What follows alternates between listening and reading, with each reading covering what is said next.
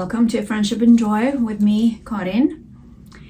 It has been a very long time since I've uploaded an episode, and I feel like I need to explain myself and let you know why I have been gone for so long.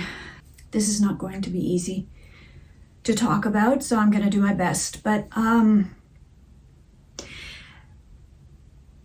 gonna try my best to tell you about my past year. It started about a year ago. I decided to go home to Sweden to help my mom. As many of you know, I have had breast cancer in the past, and last spring my mother was diagnosed with breast cancer. So I decided to go to Sweden and spend some time there and help her through her surgery, and to just be with her the way she was with me. I've had many surgeries in the past due to the breast cancer, and she has come and spent time with me while I've been healing. So now I felt that it was a good time to go home and be with her. And in the process, by being together, you also create good memories. So it's nice to just hang out together. So I was happy to do that. My mother's breast cancer was caught I shouldn't say very early, but early enough that it was not too severe. Her surgery went well. She healed very well. She did not need chemo nor radiation. So I had about maybe 4 weeks left in Sweden after her surgery, and I was thinking, now I'm just gonna catch up with the friends. I haven't been in Sweden during this spring before in many years, because usually I go there in the winter. So I thought, I'm just gonna live life and have fun. And then that did not happen. While everything seemed to be going well, my father then collapsed one day, and stubborn as he is, he didn't want to go to the hospital right away. It took a couple of days. When we noticed that he did not get his right arm with him or the right leg with him the way before, he seemed to be dragging his right leg a little bit. We thought, oh, he had a stroke. We need to get him into the hospital. So basically we kind of pushed him to go, and we wanted him to be having his brain checked out, because we were pretty sure that he's had a stroke. But he was feeling better, and he was being given some medicine there, and he perked up and everything seemed fine. But while he's still in the hospital, the doctors come in and sit down with us and talk, and says that he has not had a stroke, but they found a brain tumor. And that was the beginning of some really tough months. It turns out that not only was it a brain tumor, it was a metastasized tumor. So they were looking for the primary cause where the cancer could have been coming from. They were sadly not able to find where it came from. He passed away 3 months later. So that was very hard. I ended up spending a total of 11 weeks in Sweden. And even though your parents are old and you know this is going to happen, and my father's not the first parent who's ever died, when it hits you and when it hits your family, everything just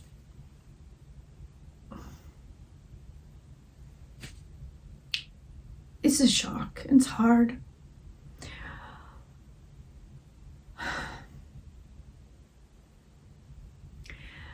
I was so happy to be there. My sisters and I rallied up around mom, and we planned the funeral, and it was a small and intimate funeral. My husband and one of our children was able to come over to Sweden as well. This is so hard when you live far apart. You want to be near all the time, and you can't. But spending those weeks in Sweden was exactly what I needed. And by the time I left Sweden, I felt like, I shouldn't say the worst was over, but I kind of felt like, yes, all the practical things that we have been dealing with, and my older sister is still dealing with, was kind of underway. And my mom was finding her way in life without my dad beside her. She's been with him since she was 15.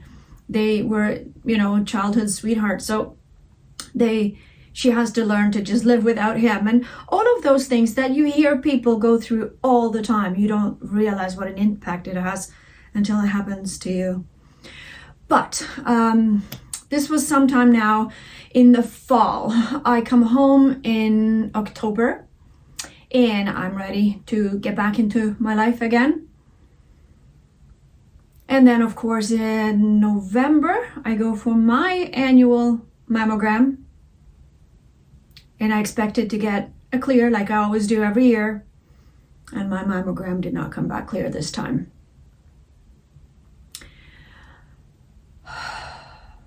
It's been 22 years since I had breast cancer the first time, and now I had it back again.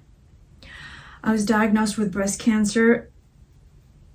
The diagnosis was on December 13, because it took a while before I had to go for the biopsy, and I had to wait, and I had to do this, and I had to do that, and finally on December 13, the diagnosis was breast cancer. And I think my lucky star that it was caught very early. It was invasive, like it was the first time, but much, much earlier. So in February, I had my mastectomy with immediate reconstruction. And it's been almost a month since my surgery, and now I'm healing. I have now finally, this past week gotten the clear that there was no cancer in the lymph nodes and there was no cancer in the margins. I had clean margin by far. I opted for a full mastectomy only because I already had a mastectomy on the other side. So I didn't see any point of taking a lumpectomy and maybe wait and see.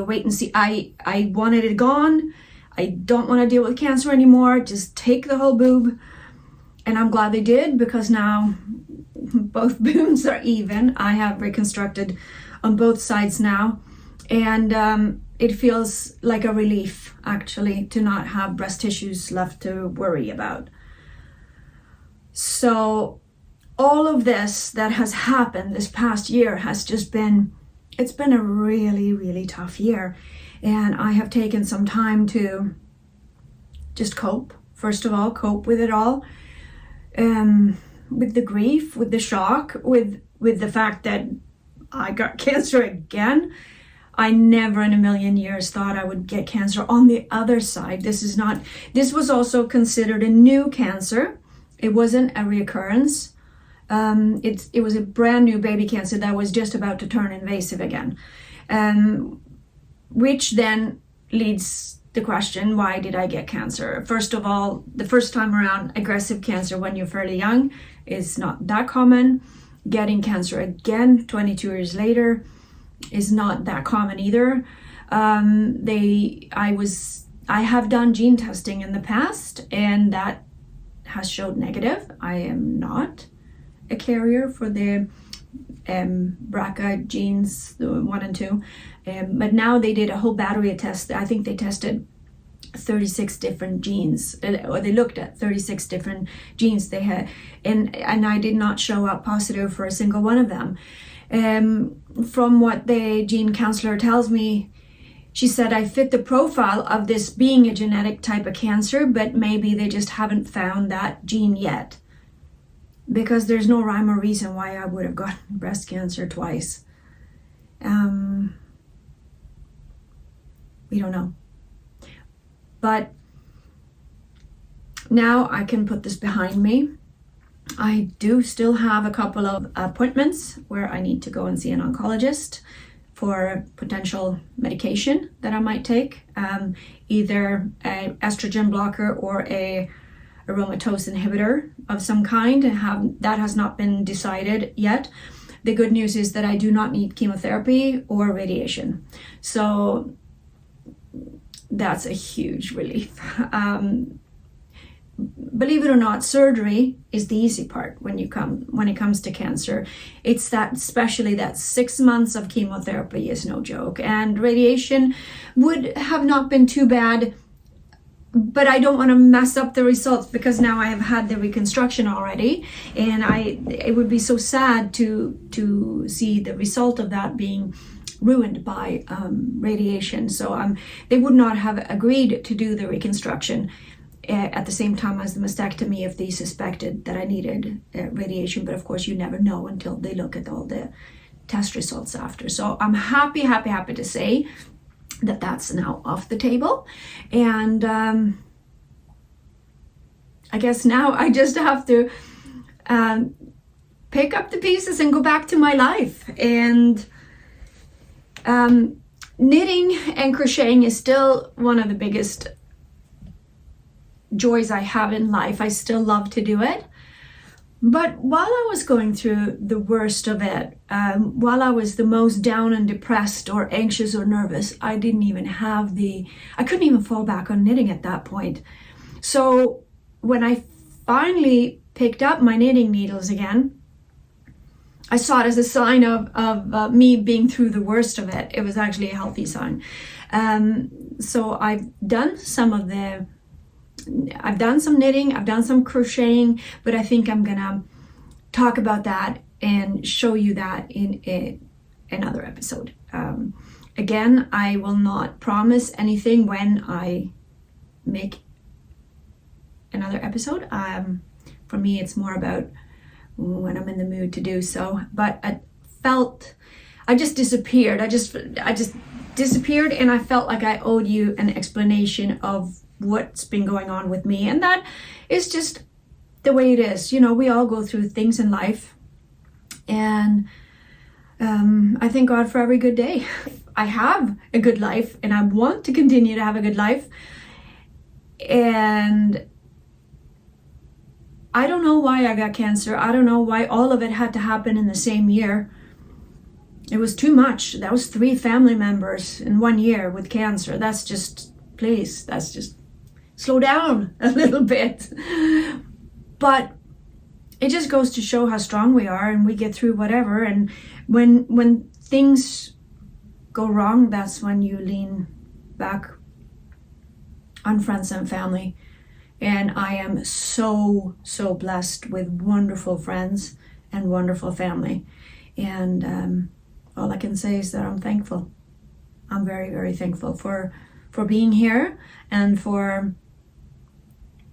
I'm looking forward to the future. I'm looking forward to what this spring and summer has to offer, because this summer I'm going to be a grandmother. I'm going to leave you with that. Until next time, bye.